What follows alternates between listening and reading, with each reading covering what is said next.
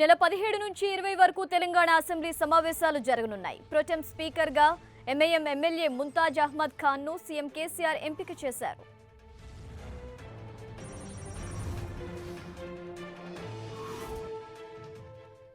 రైట్గా తెలంగాణలో political developments పై మరిన్ని వివరాలు మా డిప్యూటీ ఇన్పుటేటర్ కళ్యాణ్ అందిస్తారు. కళ్యాణ్, ఝాన్సీ, తెలంగాణ అసెంబ్లీ సమావేశాలకు ముహూర్తం ఖరారైంది. ఈ నెల 17 నుంచి 20వ తేదీ వరకు, అంటే 4 రోజుల పాటు తెలంగాణ అసెంబ్లీ సమావేశాలు జరగనున్నాయి.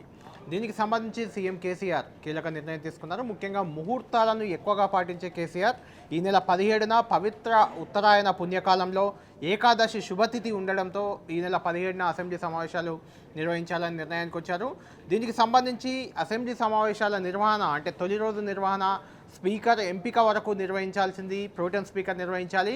ప్రోటెం స్పీకర్ని ఎవరిగా నియమించాలనే దానిపై కూడా సీఎం కేసీఆర్ నిర్ణయం తీసుకున్నారు. తొలిసారిగా గతంలో ఎన్నడూ లేని విధంగా అధికార పార్టీలో సీనియర్ ఎమ్మెల్యేలు ఉన్నప్పటికీ కూడా ఎంఐఎం ఎమ్మెల్యే ముంతాజ్ అహ్మద్ ఖాన్ని ఎంపిక చేశారు. ఈ ముంతాజ్ అహ్మద్ ఖాన్ గతంలో యాకుత్పురా నుంచి 5 సార్లు, ఆ తర్వాత మొన్నటి ఎన్నికల్లో చార్మినార్ నుంచి మరోసారి, అంటే మొత్తం 6 సార్లు ఎమ్మెల్యేగా గెలుపొందారు. సీనియర్ ఎమ్మెల్యే, దాదాపు 70 ఏళ్ల వయసు పైబడ్డ ముంతాజ్ అహ్మద్ ఖాన్ అసెంబ్లీలో కూడా సీనియర్ ఎమ్మెల్యేగా మనం చెప్పుకోవచ్చు. ఈ నెల 17న ప్రోటెం స్పీకర్గా తెలంగాణ అసెంబ్లీలో వ్యవహరించబోతున్నారు. అంతకుముందే, అంటే 16వ తేదీన రాజ్భవన్లో ముంతాజ్ అహ్మద్ ఖాన్తో గవర్నర్ నరసింహన్ ప్రమాణ స్వీకారం చేస్తారు. ఆ తర్వాత 17న తెలంగాణ తొలి అసెంబ్లీ సమావేశాలు, అంటే రెండవసారి సీఎంగా కేసీఆర్ ప్రమాణ స్వీకారం చేసిన తర్వాత ఇప్పుడు తొలి అసెంబ్లీ సమావేశాలు జరగబోతున్నాయి. తొలి అసెంబ్లీ సమావేశాలకు ప్రోటెం స్పీకర్గా ముంతాజ్ అహ్మద్ ఖాన్ వ్యవహరించబోతున్నారు. గతంలో ఎంఐఎం అటు టీడీపీతో కాంగ్రెస్తో కూడా అధికారంలో ఉన్నప్పుడు సన్నిహితంగా మెలిగినప్పటికీ ఎప్పుడు కూడా ప్రోటెం స్పీకర్గా కూడా పనిచేసే అవకాశం ఎంఐఎంకి ఎప్పుడు రాలేదు. తొలిసారిగా సీఎం కేసీఆర్ ఎంఐఎంకు అవకాశం కల్పించారు. దీనిపై ట్విట్టర్లో ఎంఐఎం అధినేత అసదుద్దీన్ ఓవైసీ కూడా స్పందించారు. కేసీఆర్కు కృతజ్ఞతలు కూడా తెలిపారు. దీంతో ఎంఐఎం ఎమ్మెల్యే ఒక అధికార పోస్టులో కూర్చొని, స్పీకర్ బాధ్యతల్లో కూర్చొని స్పీకర్తో ప్రమాణ స్వీకారం చేయించడం, ఎమ్మెల్యేలతో ప్రమాణ స్వీకారం చేయించడం, ఈ కార్యక్రమాలన్నీ కూడా ప్రోటెం స్పీకర్ హోదాలో ముంతాజ్ అహ్మద్ ఖాన్ చేపట్టబోతున్నారు. వాస్తవానికి టీఆర్ఎస్లో కూడా ఎర్రబెల్లి దయాకర్ రావు 6 సార్లు ఎమ్మెల్యేగా ఎన్నికయ్యారు. అటు రెడ్డియా నాయక్ కూడా 6 సార్లు ఎమ్మెల్యేగా ఎన్నికయ్యారు. వీళ్ళిద్దరిలో ఎవరికో ఒకరికి ప్రోటెం స్పీకర్గా అవకాశం వస్తుందని అందరూ భావించారు. అయితే అనూహ్యంగా ఎంఐఎం ఎమ్మెల్యే ముంతాజ్ అహ్మద్ ఖాన్ను ప్రోటెం స్పీకర్గా సీఎం కేసీఆర్ ఖరారు చేశారు. అసెంబ్లీ సమావేశాల విషయానికి వస్తే ఈ నెల 17న ఉదయం 11:30 తెలంగాణ అసెంబ్లీ సమావేశాలు జరగబోతున్నాయి. 17వ తేదీన ఎమ్మెల్యేలతో ప్రోటెం స్పీకర్ ముంతాజ్ అహ్మద్ ఖాన్ ప్రమాణ స్వీకారం చేయిస్తారు. ఆ తర్వాత 18న స్పీకర్ ఎన్నిక ఉంటుంది. అదే రోజు బీఏసీ కూడా ఉంటుంది. అసెంబ్లీ సమావేశాల నిర్వహణపై స్పీకర్ అధ్యక్షతన బీఏసీ సమావేశం కూడా 18వ తేదీ జరగబోతుంది. 19వ తేదీన ఉభయ సభలను ఉద్దేశించి గవర్నర్ ప్రసంగం ఉంటుంది. 20వ తేదీన గవర్నర్ ప్రసంగానికి ధన్యవాదాలు తెలిపే తీర్మానం కూడా ఉండబోతుంది. అయితే స్పీకర్గా ఎవరు ఉంటారన్న ఆసక్తి మాత్రం నెలకొంది. తెలంగాణ రాష్ట్ర తొలి స్పీకర్గా మధుసూదనాచారి వ్యవహరించారు.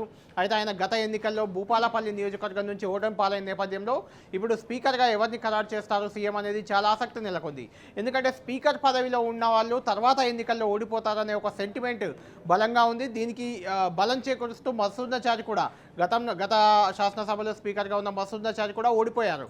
దీంతో ఈ స్పీకర్ పదవి తీసుకోవడానికి తెలంగాణ అసెంబ్లీలో ఉన్న ముఖ్య నేతలు అనుకోవచ్చు, కొత్త ఎమ్మెల్యేలు కూడా ముందుకొచ్చే పరిస్థితి లేదు. ఈ నేపథ్యంలో సీఎం కేసీఆర్ స్పీకర్గా ఎవరికి బాధ్యతలు అప్పగిస్తారన్న చాలా ఆసక్తి చెప్తుంది. ఎందుకంటే బీసీకి తెలంగాణ తొలి శాసనసభకు స్పీకర్గా పనిచేసే అవకాశం సీఎం కేసీఆర్ కల్పించారు. కాబట్టి ఇప్పుడు కూడా బీసీ ఎమ్మెల్యేనే ఈ పదవికి ఎంపిక చేస్తారనే ప్రచారం జరుగుతుంది. ముఖ్యంగా దీనికి సీనియర్ ఎమ్మెల్యే బీసీ నేతగా ఉన్న ఆర్థిక మంత్రి, గతంలో ఆర్థిక మంత్రిగా పనిచేసిన ఈటెల రాజేందర్ పేరు పరిశీలిస్తున్నట్లు తెలుస్తుంది. దీంతోపాటు మాజీ మంత్రి పోచారం శ్రీనివాసరెడ్డి కూడా సీనియర్ నాయకుడిగా ఉన్నారు. ఆయన కూడా ఈ పేరుకు పరిశీలనలో ఉన్నారు. మరోవైపు రెడ్డియా నాయక్ సీనియర్ ఎమ్మెల్యే, గతంలో కాంగ్రెస్ ప్రభుత్వ హయాంలో మంత్రిగా కూడా పనిచేశారు. ఆయనకు కూడా అనుభవం ఉంది. రెడ్డియా నాయక్ పేరు కూడా పరిశీలనలో ఉంది. ఈ ముగ్గురులో ఎవరికో ఒకరికి స్పీకర్గా అవకాశం వస్తుందని భావిస్తున్నారు. మరోవైపు పద్మా దేవేందర్ రెడ్డి, గతంలో డిప్యూటీ స్పీకర్గా ఉన్న పద్మా దేవేందర్ రెడ్డికి ఈసారి ఖచ్చితంగా పదోన్నతి రాబోతుంది. అది స్పీకర్గా ఇస్తారా, మంత్రివర్గంలో తీసుకుంటారా అన్న ఒక ఆసక్తి నెలకొంది. మరోవైపు కొప్పుల ఈశ్వర్ కూడా మొన్నటి వరకు చీఫ్ విప్గా పనిచేశారు. ఆయనకు కూడా ఈసారి మంత్రివర్గంలో తీసుకోవడమో లేదంటే స్పీకర్గా అవకాశం ఇవ్వడం జరుగుతుంది. వీళ్ళ 5గురిలో ఎవరికో ఒకరికి స్పీకర్గా, మిగిలిన వారికి మంత్రులుగా అవకాశం దక్కే ఛాన్స్ ఎక్కువగా కనిపిస్తుంది. వీళ్ళలో సీఎం కేసీఆర్ ఎలాంటి నిర్ణయం తీసుకుంటారన్న ఆసక్తి మాత్రం సర్వత్రా నెలకొంది. మరోవైపు అసెంబ్లీ సమావేశాలు 17 నుంచి 20 వరకు జరుగుతుండగా 18వ తేదీన ముహూర్తం బాగా ఉందని గుర్తించారు. 18వ తేదీనే తెలంగాణ మంత్రివర్గాన్ని విస్తరించే అవకాశం కూడా ఉన్నట్లు తెలుస్తుంది. దీనికి సంబంధించి కూడా సీఎం కేసీఆర్ కసరత్తు చేస్తున్నారు. ముఖ్యంగా 18వ తేదీ మంత్రివర్గ విస్తరణ జరిగితే 19, 20 తేదీల్లో అసెంబ్లీలో కూడా మంత్రుల హోదాలో కొంత మాట్లాడే అవకాశం ఉంటుంది. గవర్నర్ ప్రసంగానికి ధన్యవాదాలు తెలిపే అవకాశం ఉంటుందనే భావనలో కూడా సీఎం కేసీఆర్ ఉన్నట్లు తెలుస్తుంది. దీంతో స్పీకర్, డిప్యూటీ స్పీకర్, కొంతమంది 4-5 మంత్రులను కూడా ఈ నెల 18వ తేదీన మంత్రివర్గంలోకి తీసుకునే అవకాశం ఉన్నట్లు మనకు కనిపిస్తుంది. ఇటు టీఆర్ఎస్ అధికార పార్టీ పరిస్థితి ఎలా ఉంటే, మరోవైపు విపక్ష పార్టీ కాంగ్రెస్ పార్టీ ఇప్పటికీ ఓటమి నుంచి కోలుకోవడం లేదు. ఓటమికి సంబంధించి జరుగుతున్న సమావేశాల్లో కూడా కాంగ్రెస్ పార్టీ నేతల మధ్య వాగ్వాదాలు, గొడవలు చోటు చేసుకుంటున్నాయి. ముఖ్యంగా ఈరోజు కరీంనగర్ జిల్లా సమీక్షా సమావేశం జరిగింది. ఈ సమీక్షా సమావేశంలో మాజీ ఎమ్మెల్యే మొన్నటి వరకు డీసీసీ ఇన్ఛార్జిగా కూడా వ్యవహరించారు కటకం మృత్యుంజయం. ఆయనపై పెద్దపల్లి మాజీ ఎమ్మెల్యే విజయ రమణారావు, ఈయన రేవంత్ రెడ్డి వర్గంగా ఉండి కాంగ్రెస్లో చేరారు. గతంలో టీడీపీ ఎమ్మెల్యేగా ఉన్నారు. వీరిద్దరి మధ్య తీవ్ర స్థాయిలో మాటల యుద్ధం జరిగింది. ఇలాంటి దొంగలు పార్టీలో ఉంటే కాంగ్రెస్ పార్టీ ఎలా ముందుకు పోతుందంటూ కూడా విజయ రమణారావు ప్రశ్నించిన పరిస్థితి మనకు అక్కడ కనిపించింది. ప్రధానంగా ఆయన ఇటు కాంగ్రెస్ పార్టీలో ఉన్న దొంగలతో పోరాడాలి, అదేవిధంగా కేసీఆర్తో పోరాడాలి, ఇంకా పార్టీ ఏం ముందుకు వెళ్తుందంటూ ఒక రకమైన ఆవేదన వ్యక్తం చేసిన పరిస్థితి కనిపించింది. అక్కడ ఇరు వర్గాల నాయకుల మధ్య కూడా నినాదాలు, తోపులాట చోటు చేసుకుంటున్న పరిస్థితి. మరోవైపు ఈరోజు హైదరాబాద్లో కూడా 2వ రోజు కాంగ్రెస్ పార్టీ పార్లమెంటరీ ఇన్ఛార్జీల సమావేశం జరిగింది. ఈరోజు మహబూబ్ నగర్, నల్గొండ, నాగర్ కర్నూల్, ఖమ్మం, భువనగిరి, మహబూబాబాద్ ఈ 6 నియోజకవర్గాలకు సంబంధించిన నేతలు హాజరయ్యారు.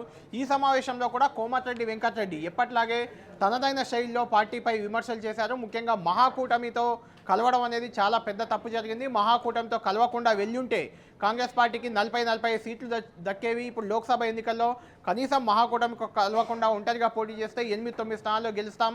మళ్ళీ మహాకూటమితో కలిస్తే మాత్రం మన పరిస్థితి అగమ్యగోచరంగా ఉంటుందంటూ కూడా కోమటిరెడ్డి వెంకటరెడ్డి నేరుగా ఆవేదన వ్యక్తం చేశారు. సమావేశంలోనే అంటే కాంగ్రెస్ వ్యవహారాల ఇన్ఛార్జ్ కుంతియా, పీసీసీ అధ్యక్షుడు ఉత్తమ్ కుమార్ రెడ్డి సమక్షంలోనే ఇలాంటి వ్యాఖ్యలు చేశారు. చంద్రబాబుతో కలవడం వల్లే ఇలాంటి పరిస్థితి తలెత్తింది, కాంగ్రెస్ పార్టీకి దారుణ పరాభవం ఎదురైందంటూ కూడా కోమటిరెడ్డి వెంకటరెడ్డి వ్యాఖ్యలు చేసిన పరిస్థితి ఉంది. ఓవరాల్గా కాంగ్రెస్ పార్టీ ఓటమికి సంబంధించి సమీక్షలు జరుగుతున్న సందర్భంగా ఆ పార్టీలో ఉన్న నేతల మధ్య ఉన్న అనైక్యత, అభిప్రాయ భేదాలు మరోసారి బట్టబయలవుతున్న పరిస్థితి ఉంది. ఇక ఈరోజు టీఆర్ఎస్ వర్కింగ్ ప్రెసిడెంట్గా ఉన్న కేటీఆర్ బీజేపీపై ఒక రకంగా యుద్ధమే ప్రకటించారు. బీజేపీ నుంచి తెలంగాణకు ఎలాంటి సహకారం లభించడం లేదు. తెలంగాణ ప్రభుత్వం అమలు చేసిన రైతు బంధు లాంటి పథకాన్ని దేశవ్యాప్తం చేస్తామని చూస్తున్న బీజేపీ తెలంగాణ ప్రభుత్వానికి మాత్రం ఎలాంటి సహకారం ఇవ్వట్లేదు. మిషన్ భగీరథకు 19,000 కోట్లు, మిషన్ కాకతీయకు 5,000 కోట్లు ఇవ్వాలని నీతి ఆయోగ్ సిఫార్సు చేసినా కూడా ఇప్పటి వరకు ₹1 ఇవ్వకుండా తెలంగాణ రాష్ట్రాన్ని ఇబ్బంది పెడుతుంది బీజేపీ. అందుకే గత ఎన్నికల్లో 5 అసెంబ్లీ స్థానాలు అంతకుముందు ఉంటే కేవలం 1 స్థానానికే పరిమితమైంది. రానున్న పార్లమెంట్ ఎన్నికల్లో కూడా సికింద్రాబాద్ స్థానం కూడా బీజేపీకి దక్కదు, ఎక్కడ కూడా డిపాజిట్ రాదంటూ తీవ్రమైన ఘాటైన పదజాలంతో కేటీఆర్ స్పందించిన విధానం ఈరోజు మనకు కనిపించింది. మరోవైపు ఆయన మాట్లాడుతూ మహాకూటమి అనేది రానున్న ఎన్నికల్లో ఉండకపోవచ్చు, మహాకూటమిని, కోదండరాంను ప్రజలు తిరస్కరించారు కాబట్టి కోదండరాం కూడా రాజకీయంగా కొనసాగాలా వద్దా అన్న దానిపై పునరాలోచన చేసుకోవాలంటూ కూడా కేటీఆర్ వ్యాఖ్యానించిన పరిస్థితి మనకి ఈరోజు కనిపించింది. మరోవైపు ఏపీలో రాజకీయం చేస్తాం, ఏపీ రాజకీయాల్లో వేలు పెడతామంటూ గతంలో కేటీఆర్ వ్యాఖ్యలు చేశారు. దీనికి సంబంధించి కూడా ఒక రకమైన వివరణ ఆయన ఈరోజు ఇచ్చారు. ఏపీలో రాజకీయం చేయాలంటే ఏపీకి వెళ్లాల్సిన పనే లేదు, ఇక్కడి నుంచే తామేంటో చూపిస్తాం, ఏపీలో చంద్రబాబుకి ఏ రకంగా గుణపాఠం చెప్పాలో చెప్తామంటూ కూడా ఆయన వ్యాఖ్యలు చేసిన పరిస్థితి ఉంది. దీని ద్వారా ఏపీలో నేరుగా సీఎం కేసీఆర్ వెళ్ళి ప్రచారం చేస్తారన్న దానిపై కొంత స్పష్టత వచ్చిందని చెప్పుకోవచ్చు. ఏపీకి నేరుగా సీఎం హోదాలో కేసీఆర్ వెళ్ళే అవకాశం లేదు. అదే సమయంలో టీఆర్ఎస్ ఏ రకంగా ఏపీలో వేలు పెట్టి రాజకీయం చేస్తుందన్నది మాత్రం కొంత ఆసక్తి నెలకొంది. ఝాన్సీ.